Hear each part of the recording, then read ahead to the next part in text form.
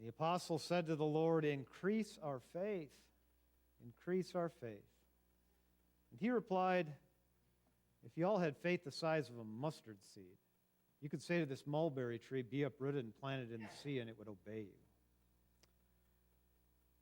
Sometimes I really feel for these poor disciples in Luke's gospel because it just seems like they can't catch a break, you know? As they've been heading to Jerusalem with Jesus in these latter chapters of Luke, his teaching to them has become increasingly pointed and increasingly difficult. He's been asking some pretty extraordinary things of them as they're making their way to his cross. To give away all their possessions, to forgive people who have harmed them as many times as it takes to forgive, to pick up their cross and follow, on and on and on. Is it any wonder that they ask for more faith? It ain't much of a stretch to imagine that they all feel pretty insufficient to the things that Jesus is laying at their feet, unable to imagine accomplishing just about anything that he's asking them to do. Considering for a moment the world in which we live right now, with all of its reasons to be afraid or just plain discouraged, isn't it easy to imagine asking the same request of Jesus that they asked of him? Increase our faith. We need more faith just to get through, let alone make a difference. Increase our faith. But then something interesting happens in this story, because when the disciples recognize their need and they ask him for help, for more faith, to do what he'd have them do, don't you think that Jesus would be kind of psyched about that and maybe actually grant that request, give them more faith? Instead, he says, nope. No, he turns them down cold. He says, if you guys even had a speck of faith, implying that they actually don't have faith, even the size of a mustard seed. And as you read this, you got to say, what the heck? Is that any way to respond to their request, as earnest and as heartfelt as it might have been? Well, what if the request those disciples make isn't just earnest and isn't just heartfelt? What if it's just plain wrong? Their request for more faith. Because if it is wrong, then maybe Jesus' very sharp retort wasn't just what they needed, maybe just what we need to hear, to reorient, to redirect them and us, to recognize the miraculous presence of God already in and through them and us, and to maybe recognize the totally self-sufficient faith we already have. My septic tank needs emptying. That is an awkward segue, but bear with me, okay? Bear with me. It needs emptying because in the 6.5 years we've lived in this house, it's never been emptied. Our house was new construction when we moved in, and so they buried the septic tank out in the backyard behind the house, and the lid that provides access to said tank was buried also, which means that I had to go on the hunt this last week for exactly where that lid might be, all right? Because you see, I've been imagining lately what could happen if I don't deal with this thing. Potential sewer backup sometime most likely in the heart of January. I'm certain that's when it would happen, right?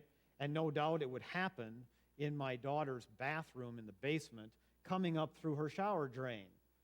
And I'm trying to imagine what that would be like some morning, midweek at about 6:30.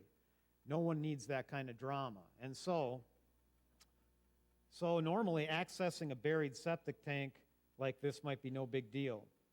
But cause for concern is the deck that is built out the back of the house and the half a dozen poplar trees we planted shortly after moving in, just not too far off the deck, not even thinking about where the septic tank or the field might be or the lid or any of that. And so, long story short, this last week had me in fervent prayer for faith somewhere at least the size of a mustard seed, so if necessary, I could miraculously uproot one of my poplar trees and have it walk across the yard over into the neighbors or something so I could access this tank, or at least be able to locate and levitate that stupid concrete lid to the tank so I can get to it. But the sad fact is, and this is true, believe it or not, no amount of praying or pleading or petitioning is going to levitate that lid, right? So, with the help of a probe and a shovel and about half an hour's worth of digging, I had that lid cleared of dirt, accessible and ready now for the septic dude to come in on Thursday of this week. Hopefully he can get through the snow or whatever's coming, right? And do his thing, thereby quietly avoiding domestic disaster and keeping peace in the household. Now, the heck of it is, no one congratulated me on finding and digging up this septic tank lid. No one said, "Thank you, dear. Thank you, Dad, for preventing my bathroom from becoming a toxic waste dump this week." No Dad of the Year award, no plaques, no certificates. But here's what Jesus says. Servants aren't invited to the table with the landowner. They eat when their work is done. Nor do they deserve over-the-top congratulations simply for doing their job. They just do it. Maybe that is what faith is like, Jesus seems to say. Simply the willingness to do what needs to be done. In other words, faith is not some kind of scarce commodity that needs to be saved or spent or added to or whatever. And moreover, faith is seldom heroic. In fact, most of the time it ain't. It's usually simply and humbly doing what needs to be done. Big or small, great or mundane, whatever, just because it needs doing. Now, this isn't the first time in Luke's gospel that Jesus has hinted at this, you know. Because at this point in the story, in Luke's gospel, Jesus has already named as faithful, in other words, as full of faith, a woman's desperate confidence that if only she touches the hem of his garment, she'll be healed. That was in the 3rd chapter of Luke. A centurion's concern for his sick servant. That was in the 7th chapter. Later on, a woman's gratitude at being forgiven. That was at the end of the 7th chapter. And soon in Luke's gospel, he will also call full of faith a Samaritan leper who is healed and returns to say thank you. And the plea of a blind beggar for sight in the 18th chapter.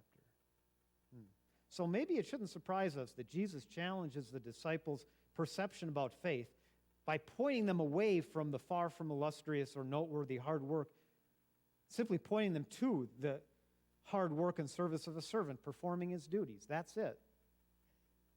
One of my colleagues reminded me this last week that faith is found not in the mighty acts of heaven, but in the ordinary and everyday acts of doing what needs to be done, responding to the needs of the person in front of us. So here's an exercise I had the people on Wednesday night do, and I'm going to have you do it too. I promise it's not painful. I want you to grab something to write with. There's a pencil in the pew. Maybe you've got a pen in your purse, okay, or in your pocket. Just take it out real quick. This won't take long. Okay? I'm not asking you to write an essay. And on your bulletin, that little thing that you brought in with you from the back as you came in this morning, find a margin, find a blank space, and what I'd like you to write down on it right now, one thing, just one thing that you did this last week to help somebody. One thing. And it does not have to be extraordinary, okay? One thing. Praying for them counts too, by the way, okay? One thing you did to help somebody, whether it was in your household, whether it was at school, at work, within the community, at church, wherever. Just one helpful thing you did. I'll give you 15 seconds. Go. See a lot of writing. Go, go, go. Got it? Now I'd like you to take that piece of paper, and I'd like you to hold it up above your head. Hold them up. Everybody look around. Look around. Now put them down. Imagine what it would have been like within our community, within our world, if none of the things that you had done this last week had gotten done. If nobody had done them, what would the world have been like? All these little acts that you wrote down, they are acts of faith, you know. These ordinary things, this is how God works in the world, people. Dragging your carcass out of bed at 6 in the morning and going to work and doing a good job, that's an act of faith. Cooking supper for your family is an act of faith. Maybe going to the Harvest Hop and supporting the Good Shepherd Clinic, or volunteering at the food pantry, or bringing something for them to share. Acts of faith. Sitting with someone over lunch who looks like they could use a friend. It's an act of faith. Praying for somebody is an act of faith. Writing a thank you note to someone who's done you a kindness, an act of faith. And the list could go on and on and on, and that is the point. None of these things by themselves seem like any big deal. And yet, it is just these kinds of acts that occupy the vast majority of our lives, and they are acts of faith. In confirmation class, at the beginning of the fall now, we've been talking about Abraham and Sarah, this old couple we read about in the book of Genesis, who had the faith to listen and to follow God when God told them to get up and go to a new place. It's one of the most famous examples in the Scriptures of extraordinary faith. Do you have that kind of faith? I don't know. But if God isn't calling you right now to get up and move to another part of the country or another part of the world, that's not the end of faith for you anyway, right? Sometimes having faith to simply ask a hard question is enough. Sometimes having faith just to show up is enough. When Paul writes to Timothy to commend him on his, quote, sincere faith, a faith that lived first in your grandmother Lois and then in your mother Eunice, and now I am sure lives in you. That's the kind of faith Jesus is talking about. I'm fairly certain that Timothy's grandparents, just like my grandparents, didn't move any trees simply by speaking in faith. One thing I know is that they passed on faith to me. And you are at work passing on faith to people in your household, people in this church too.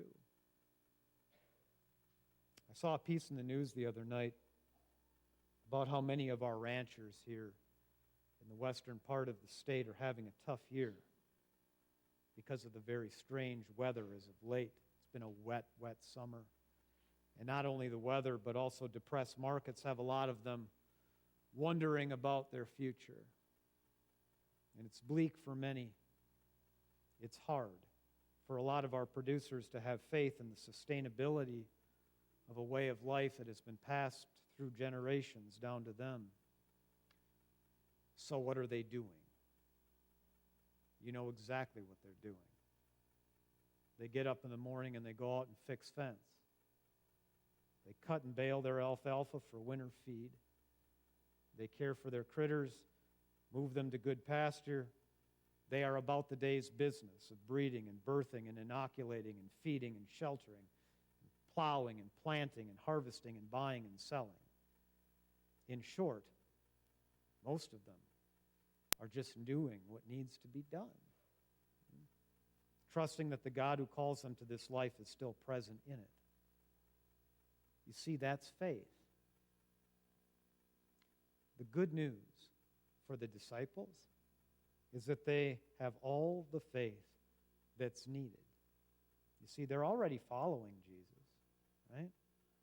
They don't understand everything that's going on, but they're willing to trust him enough to ask him to increase their faith, even if that request is wrong-headed to begin with.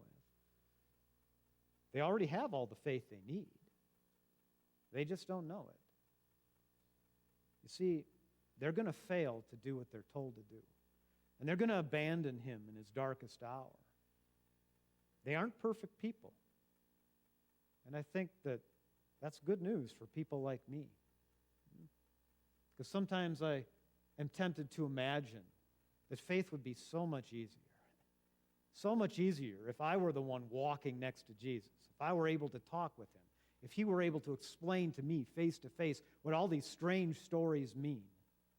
But the thing is, these guys who actually did that, walked with him and talked with him, they still struggle. They still ask him to increase their faith. See, sometimes we fall into that trap of thinking that acts of faith need to be dramatic or heroic, and it's just not true. It is not true.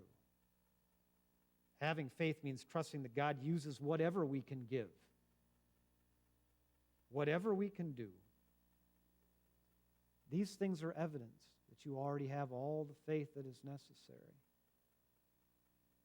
This week, will you continue to live out of your faith? And will you continue to trust Jesus when he says that you have enough and that you are enough? Will you try to serve your neighbor, not so that they'll thank you or admire you for your faith, or even so that you'll feel good, but simply because Jesus told you to? That's living faith. Will you pray for somebody else this week besides yourself? That's living faith. May God continue to work through you, continue to bless you, and yes, may God increase our faith.